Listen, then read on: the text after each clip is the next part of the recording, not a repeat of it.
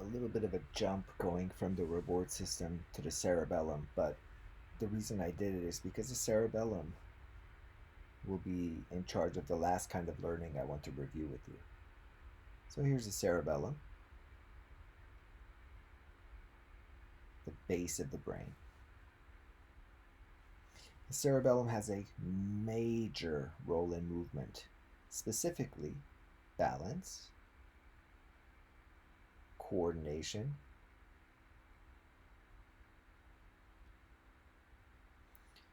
smoothing movements,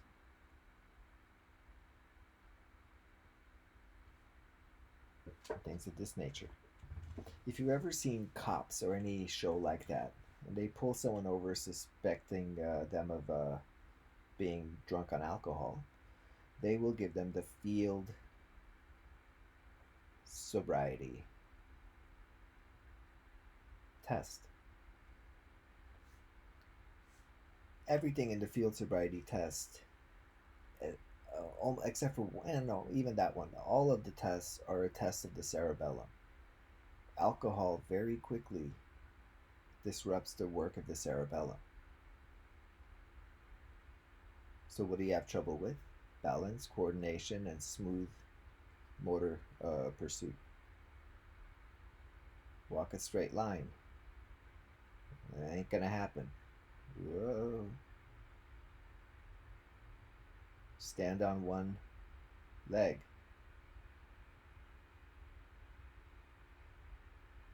Nope.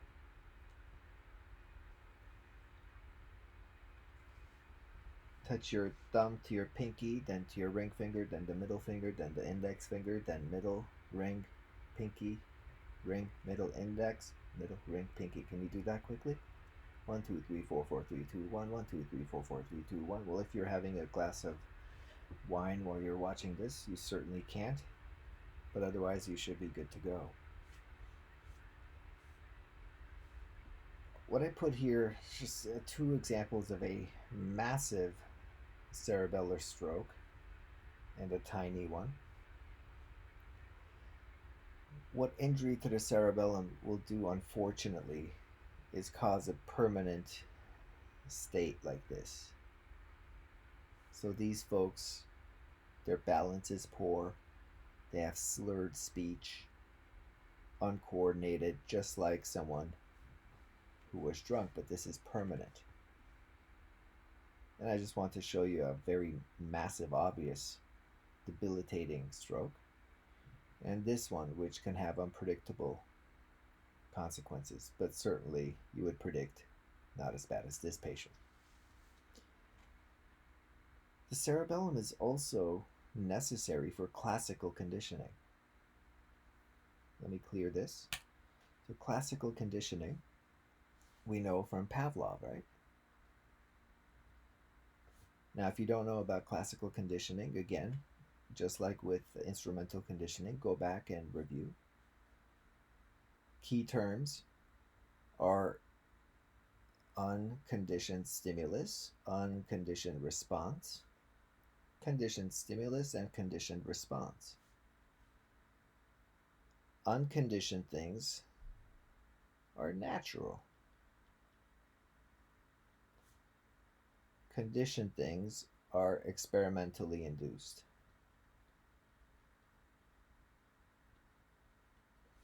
Work over at that other university across town showed that the cerebellum is necessary for the learning required for classical conditioning. They did their work on rabbits. I can never draw rabbits, but let's see.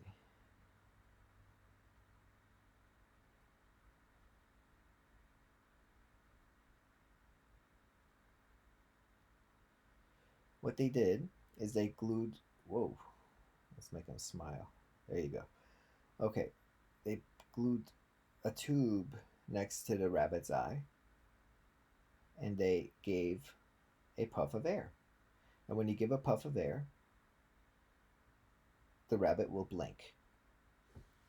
Okay, puff of air, natural stimulus, unconditioned stimulus, puff.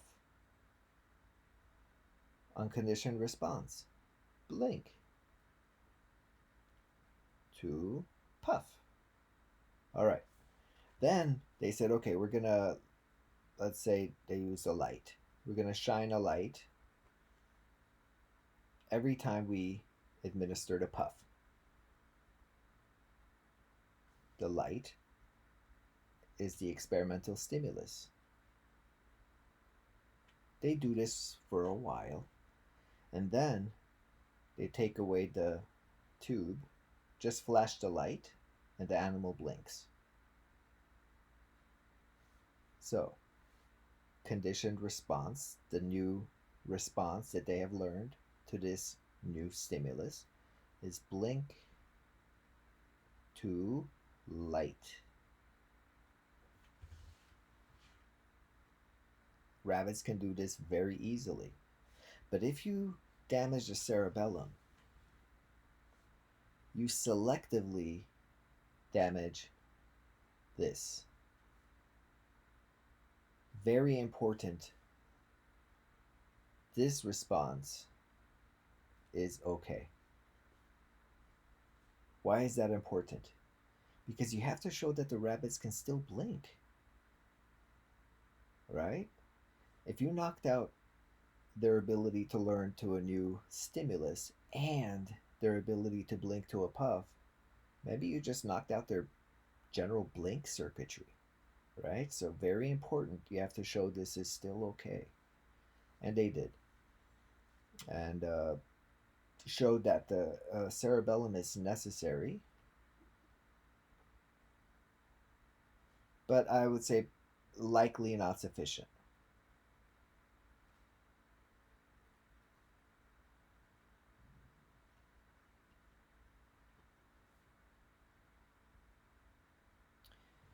Okay, just to review the 5 kinds of learning: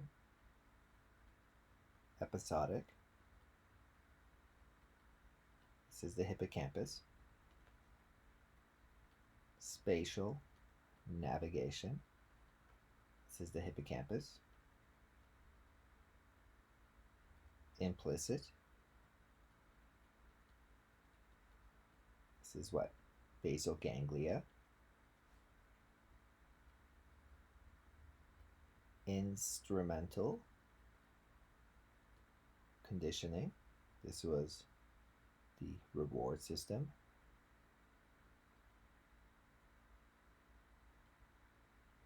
and now we had classical conditioning with cerebellum.